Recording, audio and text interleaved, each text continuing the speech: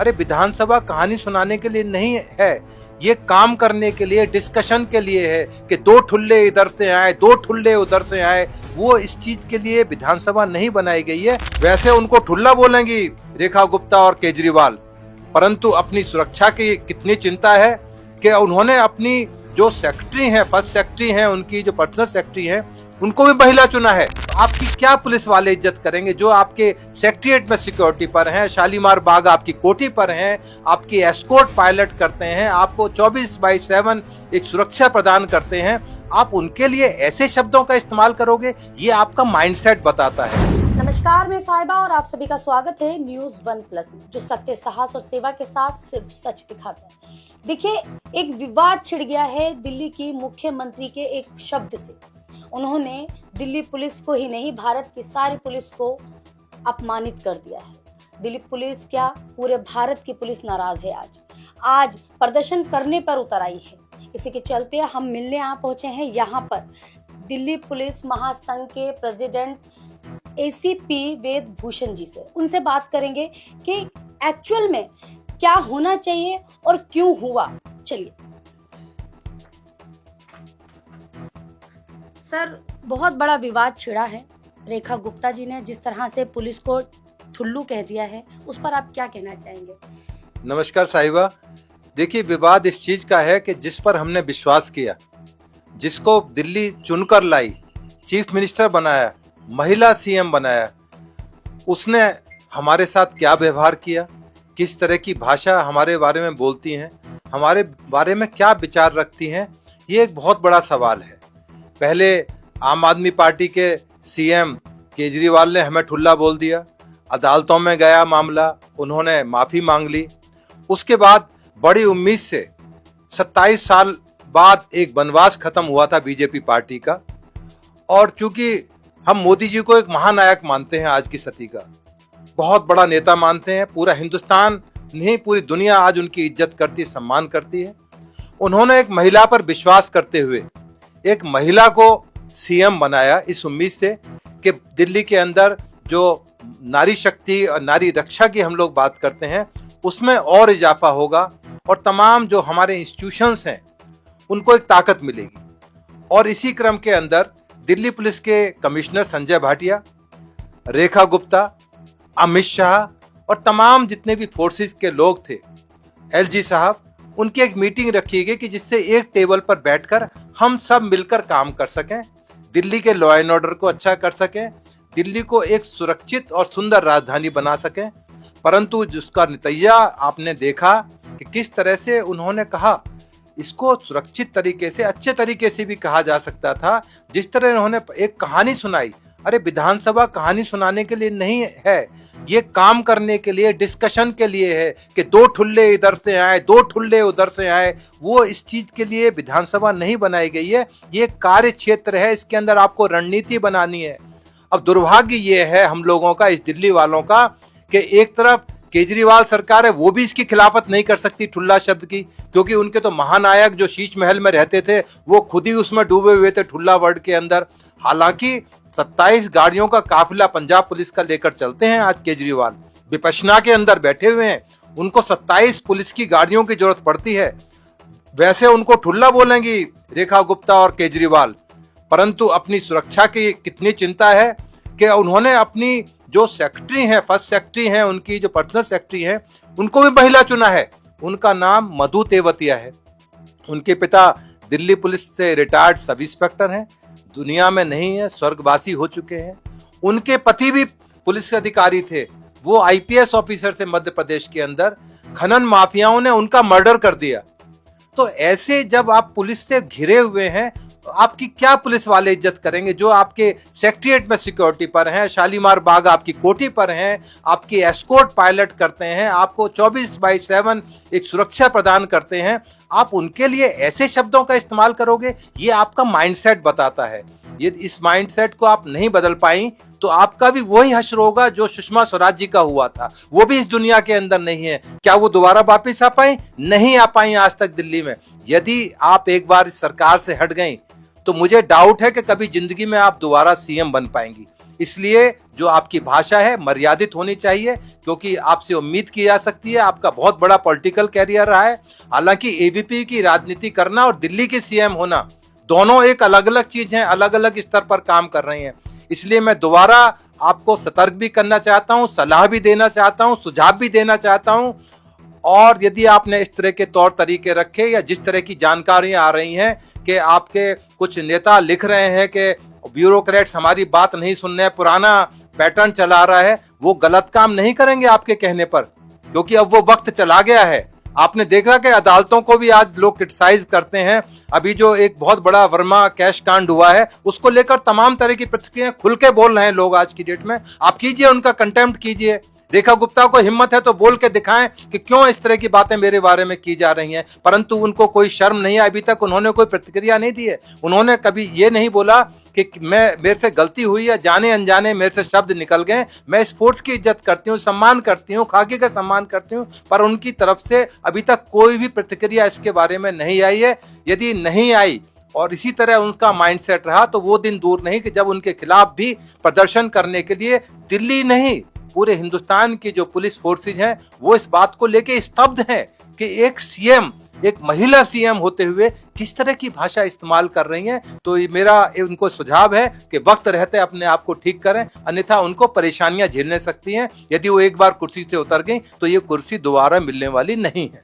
Delhi police पहले मुख्यमंत्री से भी परेशान हुई और अब जो मुख्यमंत्री बनी है उनसे भी, क्योंकि ऐसे शब्दों का जो इस्तेमाल किया गया है, ठुल्ला शब्द बहुत ही वाहियात शब्द है जो कि दिल्ली पुलिस रक्षा करती है। वो जेब कतरों की और इस तरह के लोगों की भाषा, अपराधियों की, रफियंस की भाषा होती है।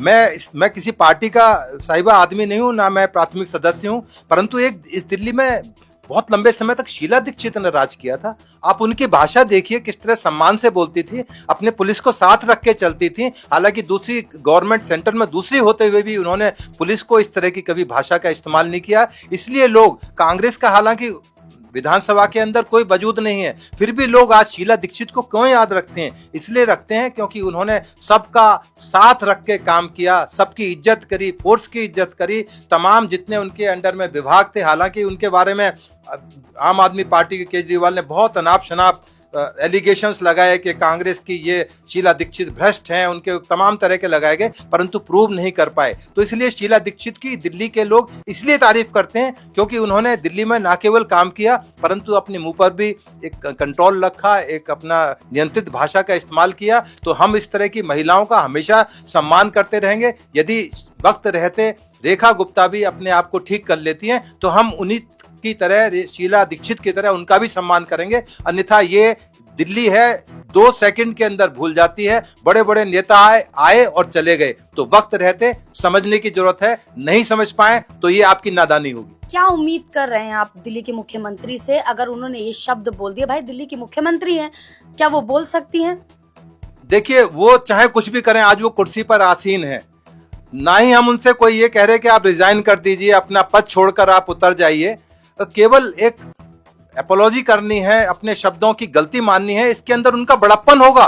लोग उनको याद रखेंगे कि उनके मुंह से कुछ शब्द निकल गए और उन्होंने माफी मांग ली, इतना ही तो मामला है, इसमें कोई बहुत बड़ा मामला नहीं है। परंतु इसको यदि वो प्रतिष्ठा का सवाल बनाती हैं कि मैं तो जो करूंगी वो कर दूंगी, मैं तो बहुत बड़ी सीएम बन गई हूं और मेरा तो कोई मुकाबला नहीं और मैं इतनी एरोगेंट बन जाऊंगी, जो चाहे दिल्ली के अंदर करूंगी, तो ऐसा हरगिज नहीं हो पाएगा साहिबा। दिल्ली सबक सिखाना भी जानती है। आपको याद होगा सुषमा स्वराज केवल एक 50 पैसे के प्याज के ऊपर उनकी सरकारी चली गई थी, तो आपकी तो बिसात ही कुछ नहीं है। मतलब आप ये कहना चाह रहे हैं अगर दिल्ली कुर्सी पे बिठा सकती है तो उतार भी सकती है? उतार नहीं सकती, भूल जाएंगी कि कोई दिल्ली में सीएम भी हुआ करती थी इस नाम की। तो ये दिल्ली है, ये राजधानी है और इसका असर पूरे हिंदुस्तान पर पड़ता है, क्योंकि आज ये बहुत गलत मैसेज गया है। इतने अच्छे हमारे देश के गृह मंत्री हैं, आप देखिए तमाम पुलिस फोर्सेस का किस तरह से हौसला अफजाई करते हैं, उनकी परेड में जाते हैं, उनको सलामी लेते हैं, किस तरह से सुसंस्कृत भाषा के अंदर वो बोलते हैं। हमारे देश के महानायक मोदी जी किस तरह से हमारी फोर्सेस का हौसला बढ़ाते हैं। दिवाली के त्योहार पर, होली के त्योहार पर वो बॉर्डर्स पर जाते हैं, हमारे जवानों से मिलते हैं, हमारे तमाम बीएसएफ, सीआरपी और जितनी भी हमारी सोशल फोर्सेस हैं उन तमाम का सम्मान करते हैं। आप एक छोटे से स्टेट की ये तो आपका हदूद भी नहीं है, आपकी सीमा भी नहीं है। आपका पुलिस अधिकार क्षेत्र नहीं है, आपके अधिकार में पानी, बिजली और तमाम तरह की चीजें हैं। इसके लिए एलजी है, होम मिनिस्टर है, और जो तमाम चीजें हैं वो सिस्टम उसके लिए मौजूद है। आप दूसरी सीमाओं में जाकर अतिक्रमण करके क्या दिखाना चाहती हैं कि मैं सुपर पावर बन गई हूं? नहीं हो सकती सुपर पावर। सुपर पावर केवल ऊपर वाला है, उसको पावर दी गई है। वो चाहे तो आपको आज रखे, नहीं तो कल आपकी अलविदा हो जाएगी। हाई कमान से केवल एक आदेश आना है कि आपको पद से हटा दिया गया है, आपकी जगह फला आदमी मंत्री बनेंगे। आज ही का केस देख लीजिए, जो कपिल मिश्रा थे जिन्होंने 2020 में दंगों के अंदर कुछ अनुचित बातें कही, अपनी सीमा को लांघ गए। इसलिए मैंने बोला कि सीमा जो रेखा है अपनी सीमा के अंदर रहें, सीमा पार ना करें। कपिल मिश्रा का क्या हुआ? मुकदमा दर्ज हो गया। अब एक नया विवाद कि क्या वो कुर्सी पर रह पाएंगे? नहीं रह पाएंगे। इसलिए मेरी बार बार आपसे इंतजा है, आपसे रिक्वेस्ट है कि वक्त रहते इस मामले को समझें, इसकी गहराई को समझें, अदरवाइज आपको इसका बहुत बड़ा खामियाजा देना पड़ सकता है। हो सकता है सर, अभी नई नई मुख्यमंत्री बनी है, नहीं समझ आया होगा कि किसको क्या बोलना है। हाँ, तो उसको उनको तजुर्बा ही तो है, उनका तजुर्बा यदि फेल हो गया है तो उसको एक्सेप्ट करने में किस चीज की गलती है? हम भी उनके आदमी हैं, हम कौन से कोई विदेश से आए हुए थोड़ा ना है, किसी सीमा पार से नहीं आए, हम भी उन्हीं के साथ हैं, हम तो उनका गुणगान करते हैं। बल्कि मैं आपको ताज्जुब होगा कि सबसे पहला हमारी संस्था थी जो उनसे रिक्वेस्ट करने गई थी कि हम आपको विश करना चाहते हैं। आपको ताज्जुब होगा, मैं अभी आपको लेटर दिखा देता हूँ, 21/2/2025 का वो लेटर था। आज तक उनके यहाँ से कोई जवाब नहीं आया। तो इतनी एरोगेंसी ठीक नहीं है। आप अरे गहरे सबसे मिल रही हैं, सबको मिल रही हैं। एक जो दिल्ली पुलिस जो आपकी सेवा के लिए है, 21/2 का लेटर मैं आपको अभी दिखा दूंगा, उनके ऑफिस में गया हुआ है, उनके सीएम के मेल पर गया हुआ है, परंतु आज तक कोई रिएक्शन नहीं है। तो इसका दिखाता है कि उनके अंदर पुलिस के प्रति सद्भावना नहीं है, कुछ और भावना है जो उनके मुंह से निकलकर आपके सामने आ गई है। आप कह रहे हैं पुलिस के लिए सद्भावना नहीं है, हो सकता है दिल्ली की जनता के लिए हो। वो अभी पता लग जाएगा कितनी आपके अंदर सद्भावना है। आपने पुलिस का तो रूप उनको दिखा दिया कि भाई किस तरह से आप सद्भावना करती हैं, और पब्लिक भी आने वाले समय में देखेगी कि किस तरह से आप उनके साथ कंधे से कंधा मिलाकर चल सकती हैं। परंतु हमारा तो ये कटु अनुभव रहा है कि 21/2 के लेटर पर आज तक आपका कोई रिएक्शन नहीं। आपकी पर्सनल सेक्रेटरी, आपके संजीव शर्मा, जो आपके बीजेपी के कुछ कार्यकर्ताओं को लेकर आप गई हैं, उनमें गोटबाल और पता नहीं कितने, वो लग रहा है कि बीजेपी का ऑफिस ज्यादा बन गया है, सीएम का ऑफिस कम है। उसमें ब्यूरोक्रेट्स को साइडलाइन कर दिया गया है, और वहां तमाम बीजेपी के जितने भी उनके साथी सहयोगी हैं, उनकी मंडली के, वो वहां पर राज कर रहे हैं। आप जाके देखिए सेक्रेटरिएट में, यदि आपको मिलना हो तो कहेंगे बीजेपी के फलां नेता से मिलिए, वो आपकी मीटिंग फिक्स कराएंगे। ये हालत हो चुकी है। अभी 4 दिन जुम्मा 4 दिन हुए हैं, और एमएलएस की वहां बताया जा रहा है, इस तरह की जानकारियां आ रही हैं, वो पूरी अपनी तरह से दादागिर्दी और तमाम अपनी क्रियाओं पर वो स्टार्ट हो गए। तो ऐसे हालात में क्या जनता उनको सपोर्ट कर पाएगी? ये एक बहुत बड़ा सवाल है। जैसे ही कुर्सी पे बैठी, एक विवाद उनके लिए विवाद में घिर गई थी कि उन्होंने तस्वीर हटा दी बाबा भीमराव अंबेडकर की। नहीं हटानी चाहिए।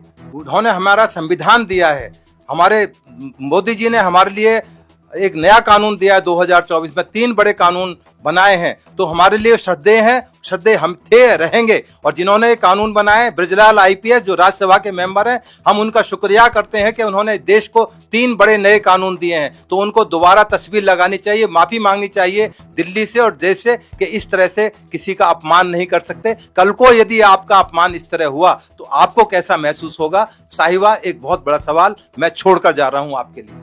सर, उन्होंने कहा ना कि मैंने सिर्फ जगह बदली है, क्या जगह बदलना उचित था?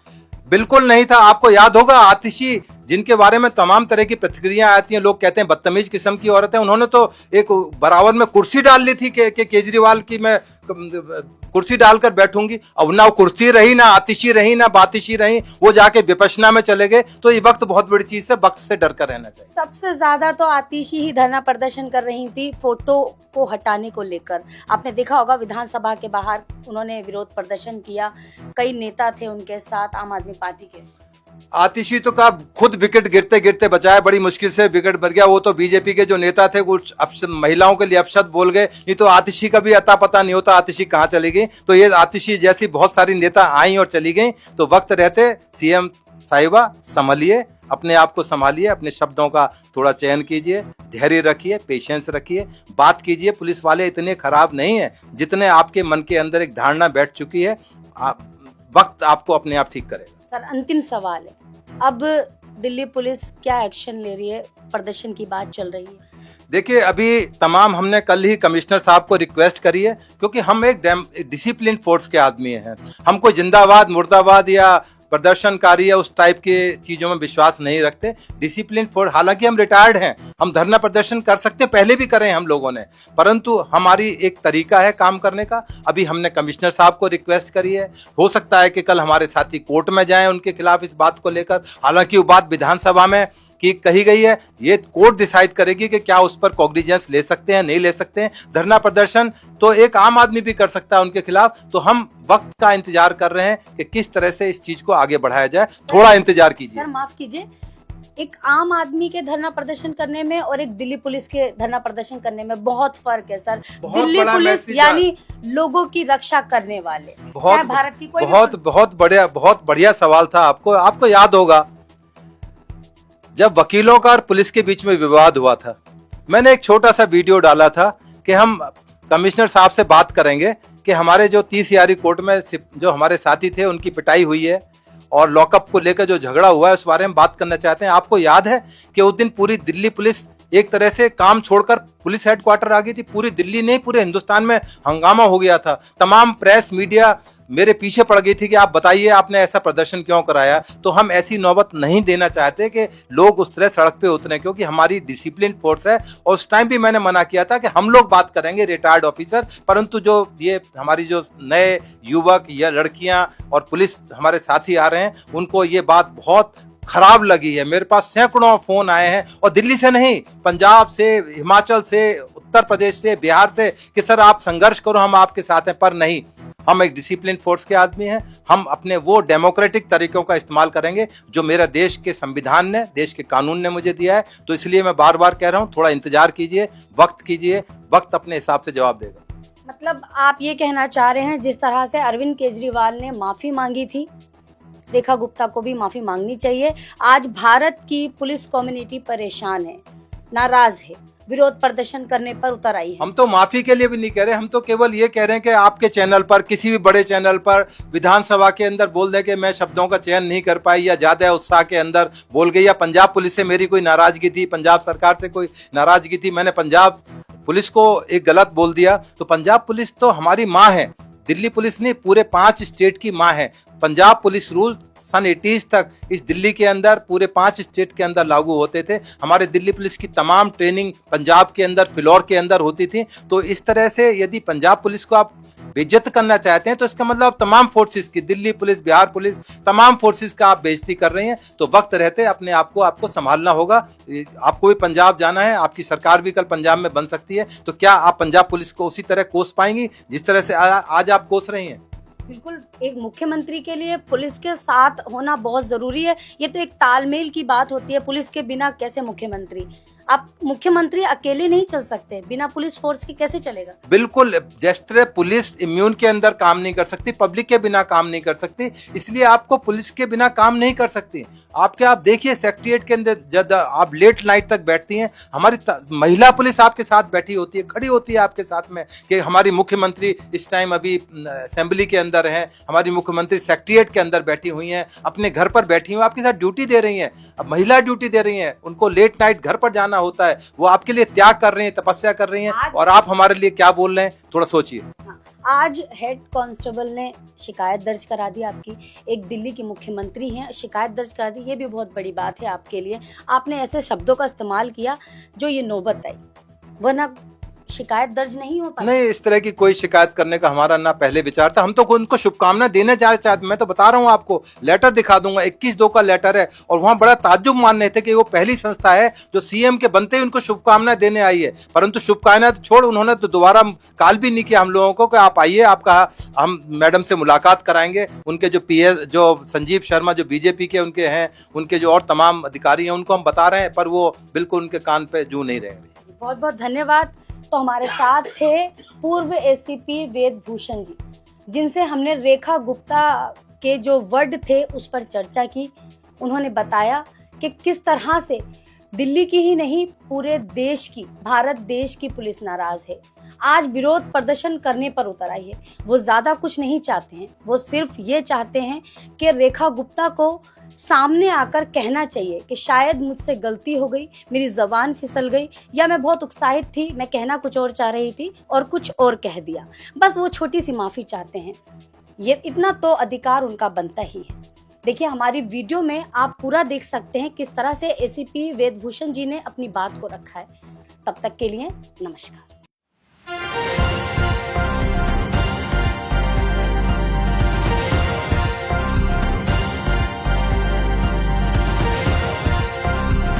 आप देख रहे हैं न्यूज़ वन प्लस, हर वक्त हर खबर।